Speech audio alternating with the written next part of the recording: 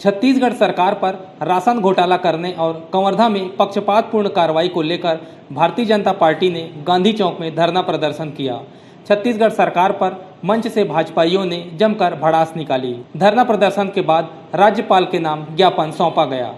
पूर्व विधायक इंदर चोपड़ा ने कहा कि कवर्धा की घटना में अराजक तत्वों पर कार्रवाई नहीं हुई, उन्हें राजनीतिक संरक्षण दिया गया।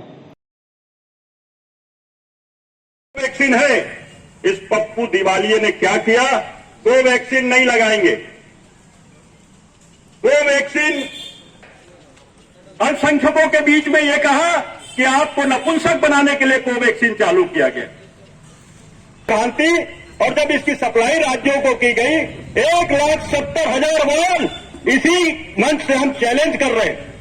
1,70,000 वायल, यानी प्रति वायल 10 टीके लगते, यानी 17 लाख टीके बर्बाद प्रधानमंत्री जी ने लगाया।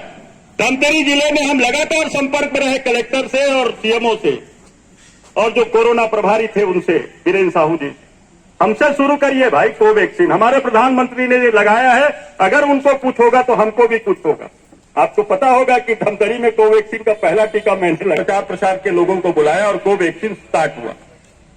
हर बार महीना 15 दिन बढ़ जाता था, और ये बर्बादी देश में एक जगह, एक प्रांत की है। कांग्रेस शासित राज्यों में, हरियाणा में, पंजाब में उन्होंने फेंक दिया था कोवैक्सीन को। ये कितना बड़ा राष्ट्रद्रोह है, बताइए आप लोग। और ऐसे स्थान पर जब बहुत प्राचीन काल से भी अगर हम देखें तो आज तक की ऐसी घटना नहीं हुई जो पिछले दिनों हुई है। छत्तीसगढ़ को बने भी लगभग आज 21 साल पूरे होने को हैं, और इन 21 सालों में 15 साल डॉक्टर रमन सिंह जी ने प्रदेश का नेतृत्व किया है।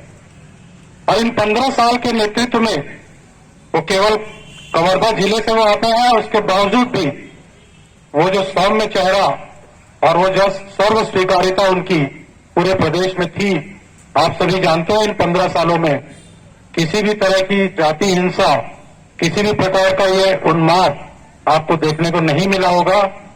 और रमन सिंह जी एक ऐसा व्यक्तित्व है, मैं आपको बताना चाहूंगा, कबीर अपने आप में, कबीर जैसे ही हम नाम लेते हैं, अपने आप में एक सामाजिक समरसता की मिसाल है। और डॉक्टर रमन सिंह अपने मुख्यमंत्रित्व काल में कवर्धा जिले का नाम कबीर धाम के रूप में उन्होंने उसका नामकरण किया था। तो आप मान सकते हैं, आप समझ सकते हैं कि किस प्रकार के सामाजिक सौहार्द और समरसता की बात भारतीय जनता पार्टी और भारतीय जनता पार्टी के हमारे नेतागण करते आए हैं। हमारे संविधान में भारतीय जनता पार्टी के अगर संविधान को कोई पढ़ता है, कोई जानता है, तो उसे पता होना चाहिए कि हमारी निष्ठा सकारात्मक पंथ निरपेक्षता में है। महत्वाकांक्षी योजना गरीब कल्याण योजना जो चल रही है, और उस योजना के तहत 80 करोड़ परिवार को, प्रत्येक व्यक्ति को 5 किलो चावल देना है। लेकिन प्रदेश के भूपेश बघेल की सरकार ने ऐसे हमारे गरीब परिवार का निवाला छीना है, ऐसे लोगों के पेट पर लात मारी है। और उसके लिए हमने धरना प्रदर्शन किया है कि जो उनका चावल है वो उन्हें वापस मिलना चाहिए, और यदि समय हो चुका है तो उसके बदले उन्हें पैसे दिए जाने चाहिए, और गरीब को दाना दाना चावल जो प्रधानमंत्री जी ने जो भेजा है वो उन्हें मिलना चाहिए। साथ ही साथ एक विषय जो अभी कवर्धा में जो घटना हुई, बहुत दुर्भाग्यपूर्ण घटना हुई है, और इस घटना के चलते जिस प्रकार देखा गया कि मुख्यमंत्री जी अपने क्षेत्र, अपने प्रदेश को छोड़कर, जलता हुआ छोड़कर वो लखनऊ गए हैं। लखनऊ में भी धारा 144 लगी हुई है, और अपने प्रदेश को जलता छोड़कर वो वहां पर जले में घी डालने के लिए गए हैं। तो इस प्रकार का कृत्य माननीय मुख्यमंत्री जी के द्वारा किया जाता है, तो अपने क्षेत्र को देखने के बजाय वो दूसरे जगह जाकर अपनी राजनीति चमकाने का प्रयास कर रहे हैं। आज पूरा प्रदेश के पूरे जिलों में एक दिवसीय धरना प्रदर्शन का कार्यक्रम है कि कवर्धा जो शांत छत्तीसगढ़ है, कि शांत प्रदेश के रूप में छत्तीसगढ़ को एक संस्कार धानी के रूप में छत्तीसगढ़ को जाना जाता है। ऐसे छत्तीसगढ़ में जब से कांग्रेस की सरकार आई है, या कहा जाए कि जब जब कांग्रेस की सरकार होती है, कि छत्तीसगढ़ निर्माण के बाद जब अजीत जोगी की यहाँ पर कांग्रेस की सरकार थी, उस समय पर भी हमने जो अराजकता की स्थिति जो देखी थी, एक भय का माहौल जो जनता में देखा था।